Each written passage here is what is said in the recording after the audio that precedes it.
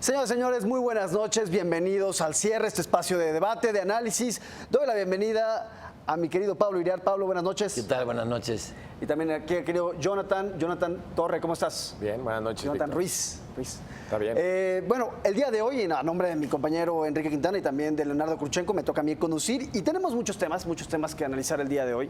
Vamos a arrancar con uno que está marcando la agenda y me refiero particularmente a Las Vegas. Este tiroteo que se da el día de ayer por la noche en este destino turístico de Estados Unidos, en la capital de los casinos de Estados Unidos, en donde hasta el momento tenemos 59 muertos y 527 heridos, en el que ya es, sin ninguna duda, el peor tiroteo, la peor masacre que se haya dado en Estados Unidos. Ya estábamos haciendo las cuentas, no hay ninguno que se acerque a lo que vimos el día de ayer.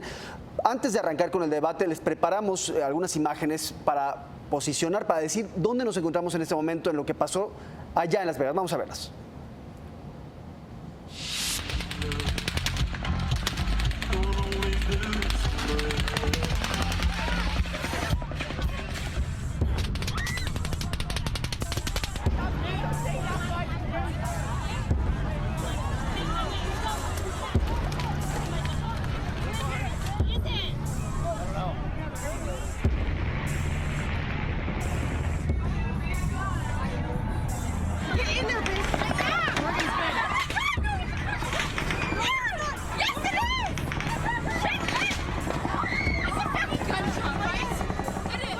To the wounded who are now recovering in hospitals, we are praying for your full and speedy recovery and pledge to you our support from this day forward. In memory of the fallen, I have directed that our great flag be flown at half-staff. I will be visiting Las Vegas on Wednesday to meet with law enforcement, first responders, and the families of the victims. In moments of tragedy and horror, America comes together as one, and it always has. As this event unfolds, we have determined to this point no connection with an international terrorist group. As this investigation continues, we will continue to work with our partners to ensure that this is factually, thoroughly, and absolutely investigated to be able to bring comfort and peace back to this community. Pablo, Jonathan, una masacre más en Estados Unidos. El responsable, Stephen Paddock, de 64 años, y lo llamativo es un hombre blanco, no es un hombre que esté vinculado al Estado Islámico, al menos oficialmente no ha surgido información en ese sentido. Otro tiroteo más y parece ser que Estados Unidos sigue siendo adicto a las armas. Pablo. Sí, y es terrible constatar que 59 personas absolutamente inocentes que iban a un concierto, que estaban disfrutando de la música, de repente sean asesinadas. Creo que hay hondo pesar mundial por la muerte de esas personas. Ahora vamos a las causas. Un desquiciado, todo indica que es un desquiciado convertido al islamismo hace un año, un ex combatiente, y que tenía en el hotel 19 metralletas y pistolas, es decir, una cantidad de armas impresionantes que nos habla de la facilidad con que en ese país se puede portar armas y por tanto asesinar. Tú decías al inicio, antes de iniciar el programa, que ese país que permite todo eso es el que lanza las alertas: no venga a México, no venga a tal y tal lugar porque le puede pasar algo. Oiga, me parece una actitud por lo menos irresponsable y que ya deberían tomar cartas en el asunto para el control de la venta de armas, porque en ese país, como en casi todos, hay mucha gente desquiciada. La diferencia es que allá les permiten comprar armas y pueden disparar. Y rifles de asalto, Jonathan, la industria de las armas en Estados Unidos es una industria multimillonaria que tiene mucha fuerza política y vemos masacres van, masacres vienen, Columbine, Aurora, tuvimos también Sandy Hook. Y sin embargo en Estados Unidos parece ser que no hay la posibilidad de frenar este tipo. Ahí estamos viendo algunas de las más grandes masacres de los últimos años. Vamos a ver que esta es la más fuerte. Pero pareciera, Jonathan, que Estados Unidos es incapaz de frenar este flujo de armas y particularmente de armas de corte militar a manos de civiles. Sí, justamente tal como lo mencionas, la industria de las armas en los Estados Unidos hoy incluso se vieron beneficiadas con una revaluación de sus activos, o sea, valen más que ayer, por la sencilla razón de que se espera una demanda, o lo que sucede después de estos actos es que la demanda suba ante una expectativa de que eventualmente se restrinja la venta de armas. Entonces la gente acude típicamente a comprar armas y por eso sus precios o los precios de las acciones vinculadas a esas empresas suben. Pero justamente tal como lo dices, es un asunto que lo más probable es que pase, como pasó Columbine y como pasaron muchos otros casos.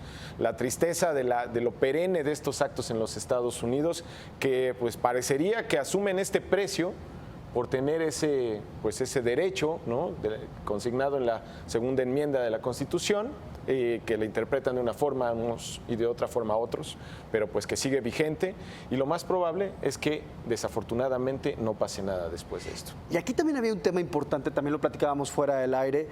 Ha habido, al menos el Estado Islámico está diciendo que este hombre actuó en su nombre, pero lo que está diciendo las autoridades en Estados Unidos es que no hay realmente ninguna evidencia de que este hombre haya actuado a nombre de esta organización terrorista. Realmente estarían hablando, o al menos así lo describió el FBI en un momento inicial, un lobo solitario, es decir, uno de tantos locos que toman un arma en Estados Unidos y que van y atacan a civiles.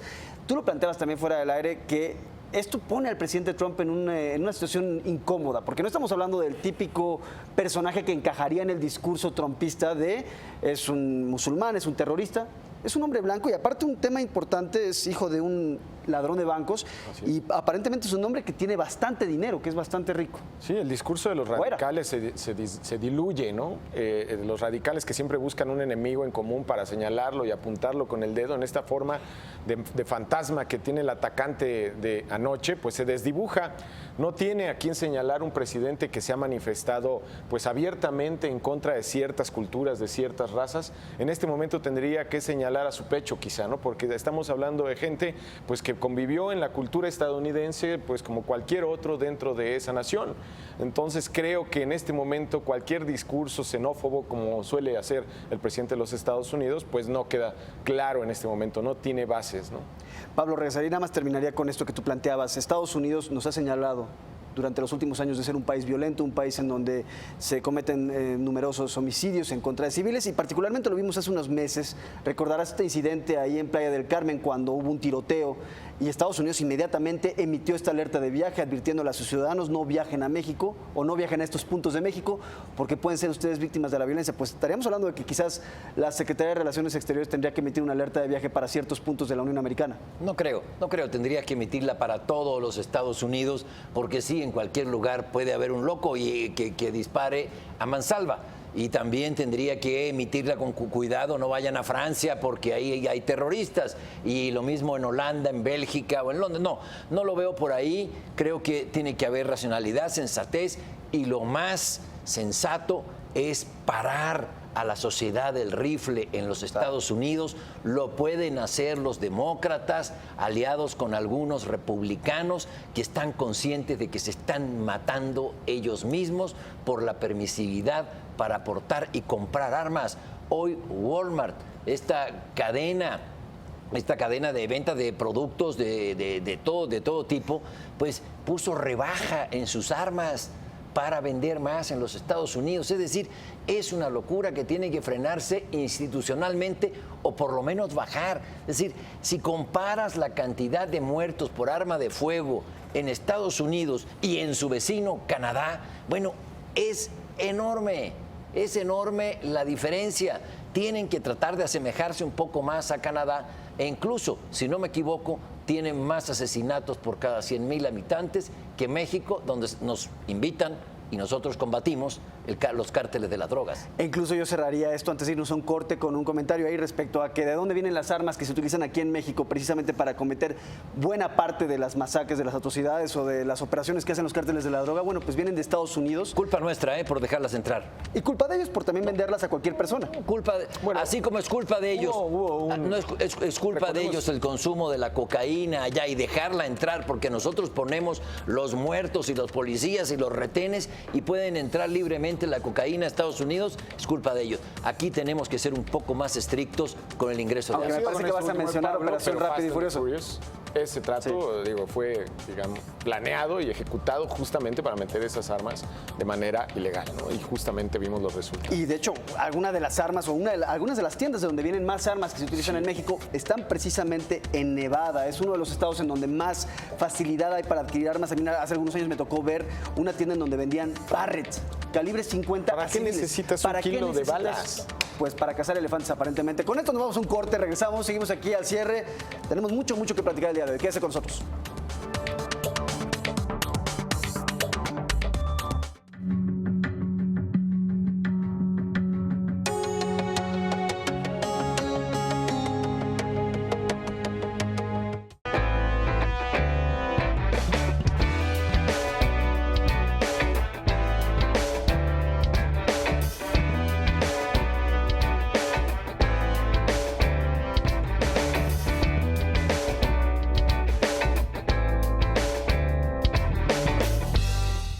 ¿Cómo acabaron los mercados financieros y cómo arrancó el mercado político?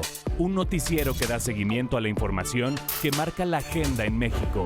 Entre Mercados, con Lucero Álvarez. Lunes a viernes, 5 de la tarde. Porque reconoces lo importante, el financiero Bloomberg.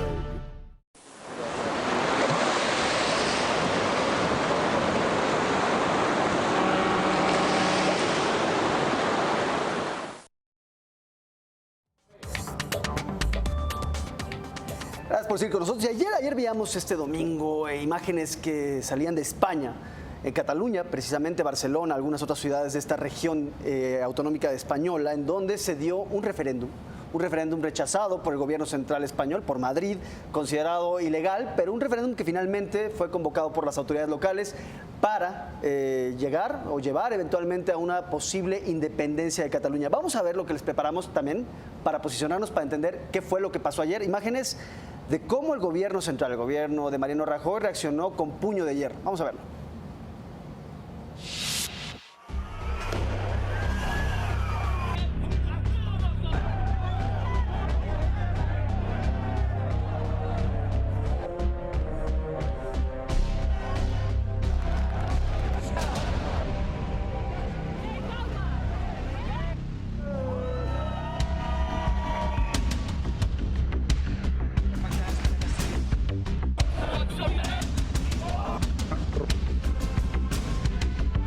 El govern de Catalunya ha decidit la creació d'una comissió especial d'investigació de les violacions dels drets fonamentals que s'hagin produït a Catalunya. Hoy no ha habido un referéndum de autodeterminación en Cataluña. Hoy todos los españoles hemos constatado que nuestro Estado de Derecho mantiene su fortaleza y su vigencia. Pablo, me quedo con la portada del País el día de hoy. Rajoy impide por la fuerza el referéndum ilegal, al menos así lo declaró el Poder Judicial español. Pero lo que vimos ayer fue a un gobierno central aparentemente sobrereaccionando, quizás dándole lo que querían los secesionistas, estas imágenes de policías arrasando con centros de votación, golpeando a gente. ¿Cómo lo ves tú? Sí, lo dividí en dos. Primero, creo que Rajoy cometió un enorme error político. Lo que vimos ayer en las calles de Barcelona y en otros puntos de Cataluña es el fracaso de la política. Rajoy fue incapaz de contener a una persona secesionista, ilegal y golpista como es Puigdemont para evitar ese referéndum o para darle un cauce político. No se ha podido y me temo que no se va a poder. Rajoy lo que hizo fue darle argumentos al secesionismo catalán, al victimizarlos. Le han dado una enorme victoria mediática a Puigdemont y a toda esa banda de secesionistas e ilegales, que no podemos decir que, bueno, en alguna medida las autoridades convocaron. No, es ilegal, absolutamente anticonstitucional. No tenían ningún derecho a llamar a un referéndum para separarse de España. Eso es ilegal, va contra la Constitución española que los catalanes votaron en 1978. Lo que ha hecho Rajoy es un enorme error político que lo descalifica a él y, desde luego, descalifica a Puigdemont. ¿Ningún estado contempla su atomización o caminaría hacia su atomización de forma favorable o de forma voluntaria? La pregunta que yo te haría es... No, sí. ¿Crees tú? Sí. Canadá tiene sus maneras, sus Claro, formas. tuvieron su referéndum, pero quedaron 51-49. Pero a lo que me refiero es, ningún estado va a aceptar voluntariamente o de forma pacífica o de forma optimista. Si en Canadá hubiera ganado el Quebec libre, el Quebec se hubiera separado porque hubo un... Pero ese asunto quedó zanjado. Pero ese asunto quedó zanjado ya. No, por eso te digo, es que tú dices, ningún estado acepta libremente. No, sí, hay maneras legales de hacerlo y aquí la manera legal es cambiar la Constitución española y para eso la tienen que votar todos los españoles. Entendiendo eso, ¿crees tú que es reversible el camino hacia la secesión de Cataluña? No sé, es una gran incógnita esto que planteas. Me parece que es un país que en este momento está a la deriva y que el desenlace es imprevisible. Jonathan. El trauma después del cual fue votada la Constitución en España 3 años después de haber terminado una dictadura que duró 40 años, creo que dejó a los españoles en una posición pues un poco de shock. Habrá que reconocer si esos españoles siguen siendo los mismos hoy. Por supuesto que es algo que solo les compete a ellos y nosotros desde acá podemos verlo a manera de espectadores, pero sí son 2 Españas diferentes y el hecho de que simplemente no se considere en este momento la revisión de la Constitución, creo que pues nos habla de una política que quizá no sea la que más convenga y la que provoque el choque, ¿no? El hecho de que se persigan a estos pues políticos que, sacando mucho también para su propio provecho, están motivando esta lucha, esta pugna, pues creo que los deja a ellos en una posición pues de poca defensa. Creo que no hay margen para la negociación, creo que seguiremos viendo choques al menos en el corto plazo. Es triste, pero creo que también tendremos ahí un conflicto que va a durar un tiempo en tanto no se ponga sobre la mesa el tema fundamental. ¿Es esa la Constitución que requiere España hoy día? No lo sabemos y es asunto de ellos, ¿no? Y aquí lo que queda abierto, como lo planteaba Pablo, es precisamente esta gran incógnita de saber qué va a pasar ahora, si realmente puede frenarse este camino, este sendero hacia la secesión, porque pareciera, después de lo que vimos ayer, esta reacción o esta sobrereacción por parte del gobierno central, el gobierno de Madrid, el envío de la Guardia Nacional, de la Policía Civil, los golpes, el señor que se infartó, un hombre que quedó infartado en una de las casillas, otro hombre que pierde el ojo aparentemente con un disparo de bala de goma. Es decir, pareciera que la batalla de la opinión pública, al menos en Cataluña, ya la están ganando los secesionistas, Pablo. Exactamente, la brutalidad de Rajoy le dio un triunfo mediático a los secesionistas que están en contra de, que ahí está la esencia del punto, quieren romper a España de manera ilegal y eso no se puede permitir. ¿Cuál es la salida? No son los garrotazos, es la política. Ahora bien, cuando se necesita llegar a un acuerdo político, también requieres de que haya un poco de voluntad de las partes.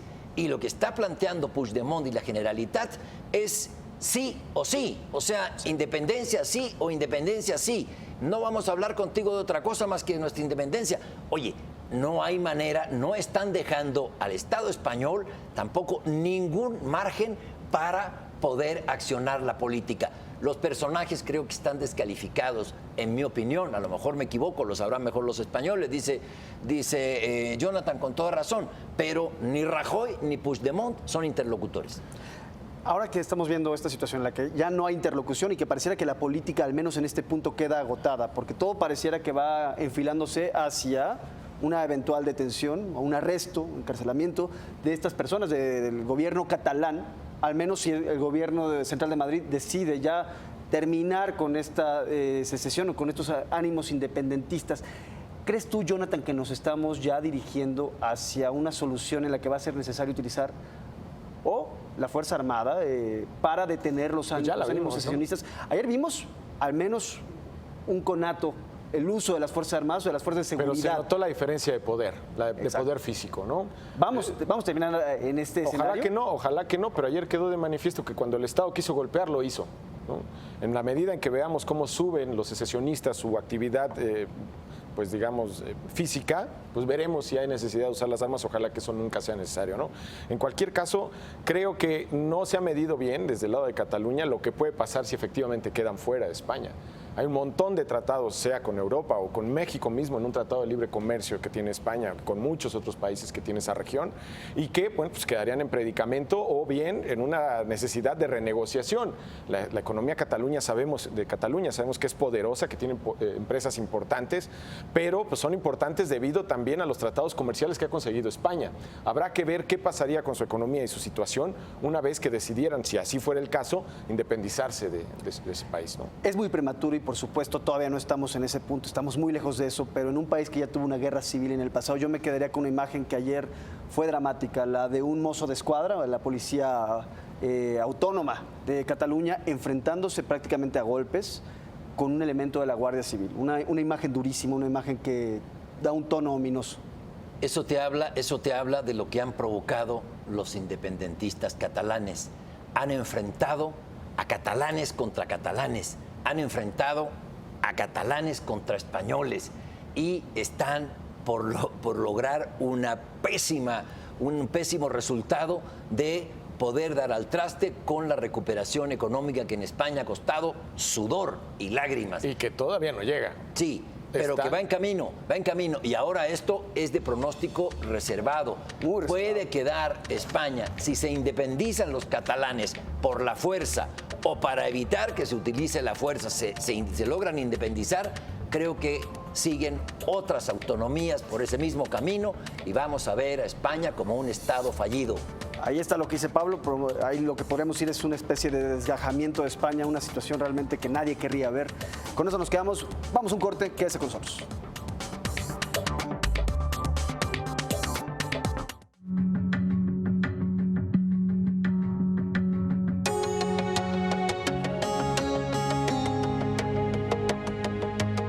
La evaluación del cierre de la jornada de negocios con el equipo editorial del Financiero. Susana Sáenz, Jonathan Ruiz y Abraham González. Análisis, entrevistas, reportajes.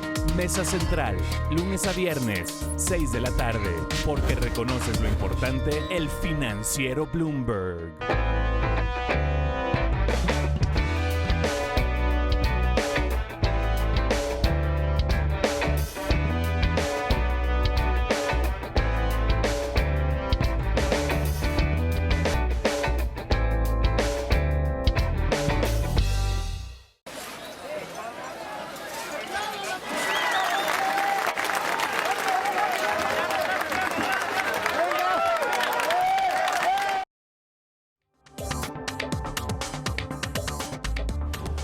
Y en el paso de los días ya estamos a punto de cumplir 2 semanas de este sismo, el sismo del 19 de septiembre que dañó parte de la Ciudad de México.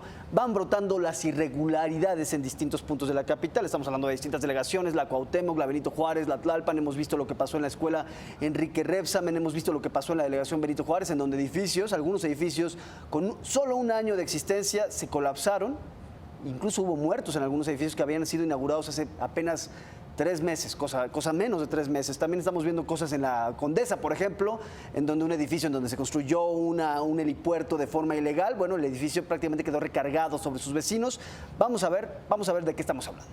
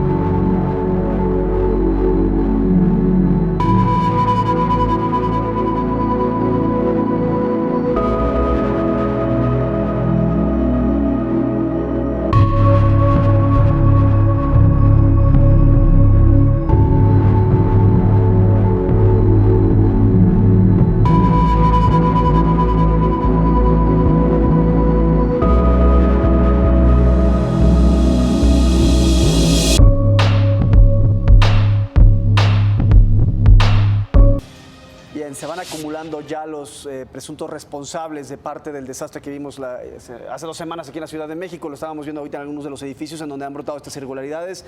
Jonathan, parece que de nueva cuenta se cumple esta frase: la corrupción mata. Sí, lo vemos y lo vemos comprobado, ¿no? Habrá que terminar de ver los dictámenes y demás, pero pues hay casos claros o que al menos empiezan justamente a revelar ese veredicto, ¿no? El caso de la escuela del Instituto Repsamen es quizá el más claro de todos ellos, pero efectivamente las investigaciones que ha llevado a cabo aquí el Financiero, el área nacional, creo que dan muestra justamente de esa circunstancia, ¿no? De hecho, Pablo, te tengo aquí una información adicional y nueva. Los directores responsables de obra de la escuela Enrique Repsamen se dieron a la fuga. Sí, claro. Y la dueña tampoco, a partir de hoy ya no se encuentra la dueña, tenía un citatorio en la Procuraduría de Justicia de la Ciudad de México y desapareció. Todo indica que está prófuga, en fuga por lo menos. Y con respecto a lo otro, yo no me atrevería a juzgar de antemano que lo de Repsamen fue corrupción, pero sí fue una enorme irresponsabilidad de la delegada Claudia Sheinbaum. O sea, ella primero debió haber integrado este comité de protección civil en la delegación y no lo hizo. Metió ahí a puros, según de acuerdo a los testimonios recabados por Felipe Rodea, metió a casi puros compromisos políticos y vénganse y que, sin ninguna experiencia en materia de protección civil. Luego hacen un recorrido por los planteles educativos y edificios, la delegación Tlalpan a cargo de Claudia Sheinbaum, cierran la Universidad del Valle de México, donde se educan burgueses, por decirlo de alguna manera, y al Repsamen le encuentran 4 anomalías y le dan 3 meses para subsanarla. Oiga, legalmente es solo un mes para subsanar anomalías. Un mes, le dieron 3 meses. Es decir, para unos las leyes secas, para otros justicia y gracia y plazos. ¿Por qué? No lo sabemos. No quiero hacer juicios apresurados ni como todo mundo acusa de corruptos y todo eso. No, pero sí hay una enorme irresponsabilidad sobre la cual rendir cuentas. Nos quedamos ya sin tiempo, nos tenemos que ir. Yo nada más me quedaría con el hecho, ustedes mencionaban que una de las directoras responsables de obra era socióloga, ni siquiera era arquitecta, ni siquiera era ingeniera. Es en un caso, pero pareciera que también empieza a haber preguntas que apuntan hacia el gobierno central, el gobierno del Distrito Federal, hacia particularmente Sedubi, que es la que desarrolla, precisamente la que tiene que controlar esto, los directores responsables de obra. Va a haber muchas preguntas que responder. La negligencia también mata, ¿eh? La negligencia mata, la corrupción mata. Pablo, Jonathan, muchas gracias, buenas noches. Gracias. Quédese aquí en El Financiero, tenemos más información. Buenas noches.